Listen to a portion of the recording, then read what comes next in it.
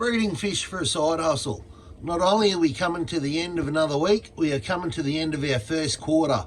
So let's do a quick breakdown of how much we've spent, what's gone right and what's gone wrong. So as for a budget, I've given myself a budget of 5,000 to 6,000. That's it. I don't want to spend any more than that, and we've spent about half of that. So, and we're not halfway built yet. So the next quarter should be interesting. But as for one that's gone right, I'd say it'd be these little ponds out the front here. They're nothing flash, but like I said, we're setting up a breeding facility on a budget. So we're wanting to do it, we're wanting to do it right, but we're wanting to do it cheap. So all these drums, they're all just laying around the house. All the weeds and whatnot, that all got pinched from a good friend of mine. About the only thing I bought were the 2 sponge filters, plus the high red swordtails and the Kahaku swordtails. The Endler Guppies, they come from a good mate of mine. They're the yellow tiger Endlers, and this is going gangbusters. I want to say this is going right because this cost us less than $20 to set up, and as you can see, there are babies in there everywhere. And plus with the high reds, that was last month's lot. There's 22 bubs in there. There's another lot of babies kicking around in here, but I haven't harvested them yet, so I'm not sure how many. With the Kahakus, we haven't bred them yet. They've only just been purchased, so hopefully next month. So this is just a fish tank that's in the lounge room. I'm not including the price of this one in the actual setup of the whole budget, because I bought this during COVID, but if you want to know, I bought it on the cheap. So I bought it for $300 off a marketplace. I used to have goldfish in there, but when we decided that we're going to start, breeding fish as a side hustle, the goldfish went down into the pool became a pool pond, and I put some just pond grade swordtails in here. These swordtails have been producing every month, so very happy with this. And what else has been happening? These albino bristlenose catfish have just started producing as well, so very happy with that. So, and mystery snails up the back there, they're also producing, so this tank's kicking ass. Now with the bedders, this is what started the whole craze, and we started this off so wrong. We started off in 3 little cube tubs like that, I kid you not. So that was a Christmas present for the kids, was 3 of those little Lego tanks with Siamese fighter each in it. After some gentle advice on social media, I soon realised how cruel I was being, and after a bit of research, we went out and we got them these Better Havens. Better Heaven, I'm not sure, it's one of those two. Anyway, can they deserve, do they deserve bigger tanks? Yes, I will eventually get them into bigger tanks, but until now, what I do to keep them exercised, you can see there's a piece of paper in between each one, so I just whip that away twice a day, and they start thinning up, and that's their exercise. Like I said, I will eventually get them into bigger tanks, but they're doing fine. Let's go check out the girlfriends. So I've got the girlfriends swimming around in this. This is a 4-foot tank that I got off a mate for nothing. So price was right. So again, setting up on the budget, we're doing it right. So these are the girlfriends there, and these are just in with some raise out swordtails. I showed you upstairs. The pond grade swordtails that produce every month. Oh, these are the offspring. Well, this is some of the offspring. While we're in here, one of the things that went wrong was I went out and I got some Corys that are Sturboy, I think they're pronounced. I went out and I got 4 of them, brought them home, and within 2 to 3 days they died. So I'm not 100% sure what I was doing wrong there. I put them in the tank upstairs and everything else produces in that tank, so I'm not 100% sure if I done something wrong or if I bought a bad batch in. Anyway, not quitting on the whole Cory breeding project. we've gone out and we've got another 11 albinos. So we are raising these up at the moment, and I would like to have a crack at breeding cories in the near future. Now back to the bedders, we've had a couple of pairings that have gone right and a couple that have gone wrong. I've tried this boy once and no good, but I've tried this boy twice and both times have been a success. And you can see there's another nest up the back there now. He just continually wants to work. And as for this boy, hiding behind his six there, I haven't used him yet. So if we come over here, this is where we've spent a bulk of the money, is on setting up the guppy breeding racks, and that's what I want to specialise in. We're up to 8 strains of guppies at the moment. I'd like to eventually double that up to 15, 16, but we got to start at the start. But we're talking about bedders at the moment.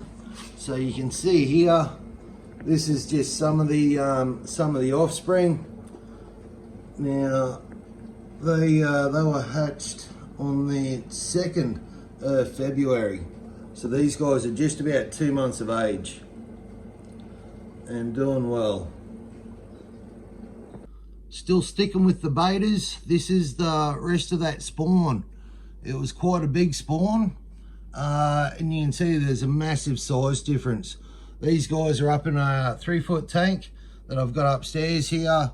The tank was gifted to us by a good friend of mine, so he actually gave us 2 3-foot tanks. So again, setting up on a budget, that comes in handy. So that's the rest of that spawn, and now the second spawn from that guy is in here. I'm trying to focus in on it for you. Now they were 16th of Feb, different female, same male. So we've got them again in another smaller tank, and we've found that they raise out a lot better in the smaller tanks. Now on to what we're wanting to specialise in, the guppies. These are some koi guppies up in a 4-foot tank. The 4-foot tank cost us $100 on Marketplace. The 2 tanks down the bottom, they were both freebies. So I've got a bunch of spare males down in here at the moment.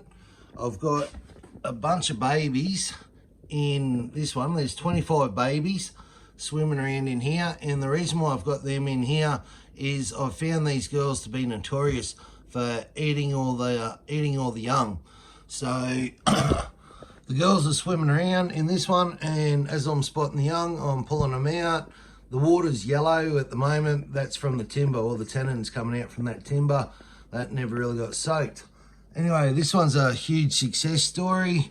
But while we're up in this tank, I want to show you these guys. We started off with 10 little yellow cherry shrimp, I think they're called. And this tank has exploded with them. They are absolutely everywhere in here. There's some more up on the back wall there. So some little baby ones on the log. Excuse me. So yeah, this tank's a huge success story. Like I said, this is where we've spent bulk of the money, is setting up the guppy breeding setup. And when I've done this all arse about face. So what these are eventually going to be, the sale tanks. The breeding facility will be right through that wall there, right next door. That's my old python breeding room. So that's where we're going to do the breeding. So yeah, like a teenage boy, I was fumbling around at the start, but we finally worked out a bit of game.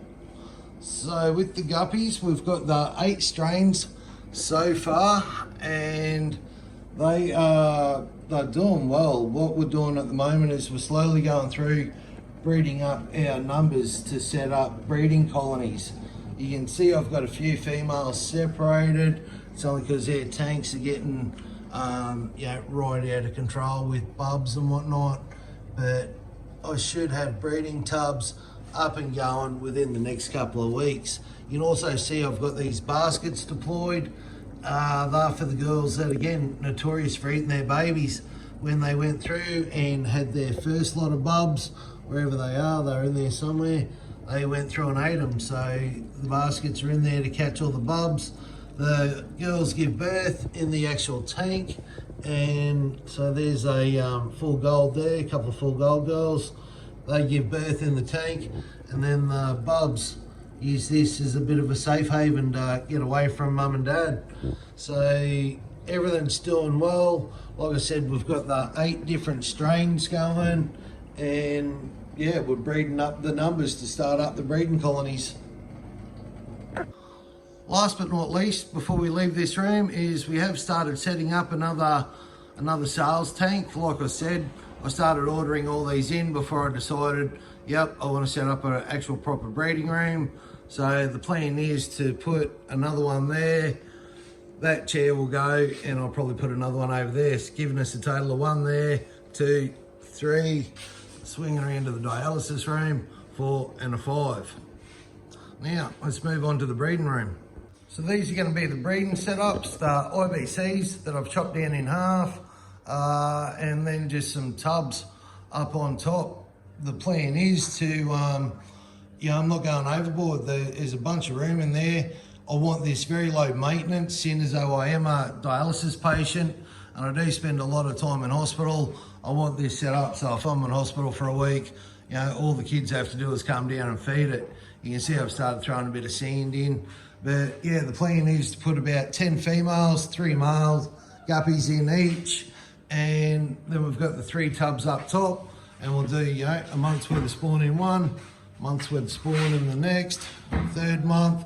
And then by the time we're around to the 4th month, they can go into the sales room next door there, and they'll be emptied out, cleaned out, and go on again. So we'll keep these all clean skins with just a bunch of guppy weed or hornwort, something like that in there, sponge filters, and that's it, as simple as that. These guys, probably a couple of big sponge filters and a bunch of weed. Like I said, there's not going to be a bunch of fish in there. I've only got the 3 set up at the moment, and that cost us a couple $100. Those stands, they're good stands.